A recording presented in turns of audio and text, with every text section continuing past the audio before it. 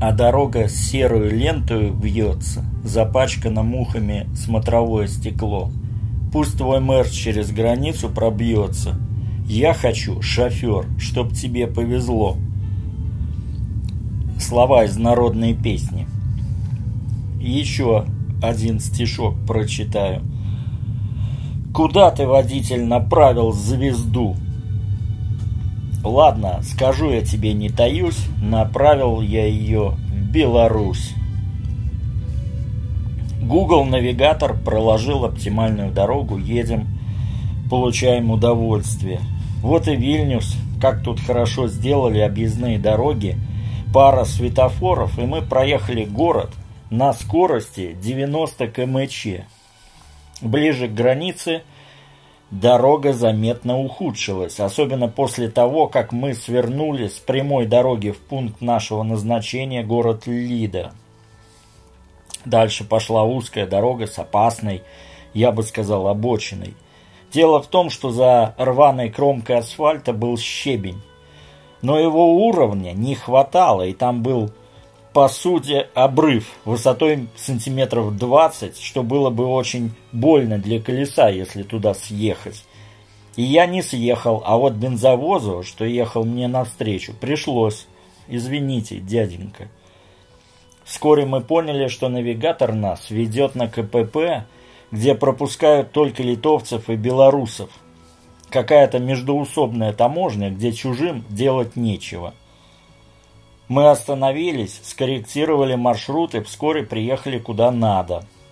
В итоге сделали лишний круг километров 50.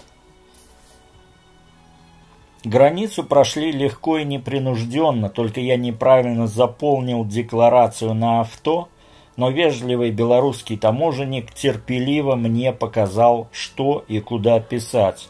Как только я все правильно оформил, нас пустили в Беларусь. Первое впечатление – все вокруг довольно старое и допотопное. Но как только мы догнали фуру, она сразу же нас пропустила.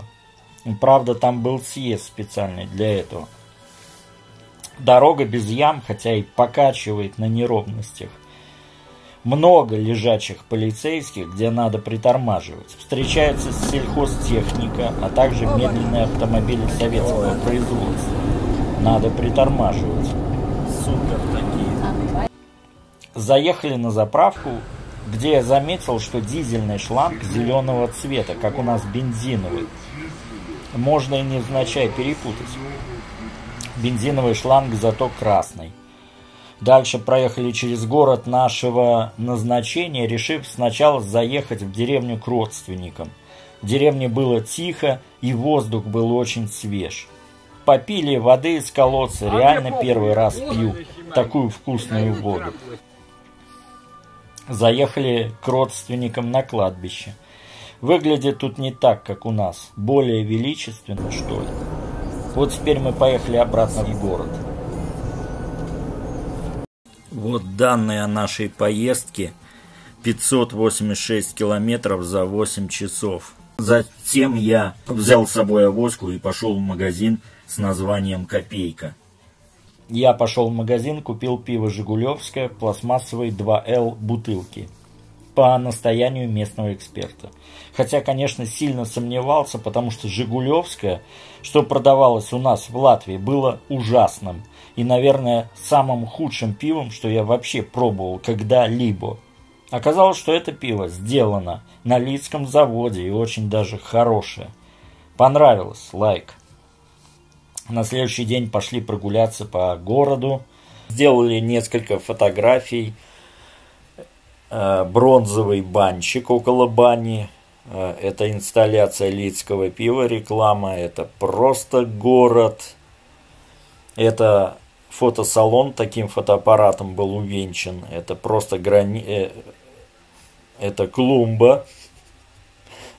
Это гостиница Лида в желто-синих цветах оформлена. Это путешественник около гостиницы Лида, бронзовый и из мяса сделанный. Это камень, который о многом говорит, но мы уже забыли о чем. Это самолет стоит недалеко от кургана Славы. памятник авиаторам. Просто авиаторам. А вот дальше идет такой парк, через речку мост, виден дом культуры. Это речка, там плавали какие-то утки, а это курган славы сам. На этот курган навезли земли из Литвы, Латвии и еще Ростова, Киева, Риги. И насыпали курган славы в память о павших во Второй мировой войне.